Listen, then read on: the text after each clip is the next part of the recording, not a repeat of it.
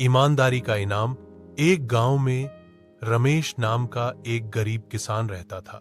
रमेश बहुत मेहनती और ईमानदार व्यक्ति था, लेकिन उसकी आर्थिक स्थिति बहुत खराब थी। वह दिन भर खेत में मेहनत करता, लेकिन फिर भी परिवार की जरूरतें मुश्किल से पूरी हो पाती थीं। एक दिन रमेश खेत जोत रहा था, तभी उसे जमीन में कुछ चमकता हुआ दिखाई दिया। उसने जब पास जाकर देखा तो वह एक सोने की थैली थी, जिसमें काफी सारे सोने के सिक्के थे। कुछ देर के लिए वह चुप हो गया। मन में लालच आया, अगर मैं ये थैली रख लूं तो मेरे सारे दुख दूर हो सकते हैं। लेकिन अगले ही पल उसने सोचा, ये मेरी ईमानदारी के खिलाफ होगा।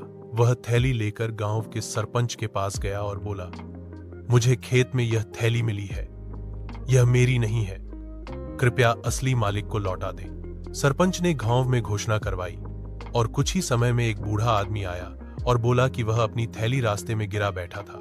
जब सरपंच ने देखा कि वह आदमी थैली का सही विवरण बता पा रहा है, तो उन्होंने थैली उसे लौटा दी। बूढ़े आदमी की आंखों में आंसू आ गए। उसने रमेश को गले लगाया और कहा, तुम जैसे लोग ही इस दुनिया में इंसानियत को जिंदा रखे हुए हैं।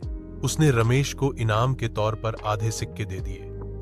रमेश ने मना किया, लेकिन बूढ़े आदमी ने कहा, तुम्हारी ईमानदारी इस दुनिया के लिए एक मिसाल है, ये इनाम नहीं, तुम्हारे चरित्र का सम्मान है। उस दिन से रमेश की किस्मत बदल गई। उसकी ईमानदारी की चर्चा दूर दूर तक हुई और उसे गांव के स्कूल में बच्चों को नैतिक शिक्षा देने का काम मिल गया। अब वह न सिर्फ अपने परिवार का पालन पोषण अच्छे से कर पाया, बल्कि दूसरों को भी अच्छाई का रास्ता दिखाने लगा। शिक्षा। ईमानदारी हमेशा फल देती है। ज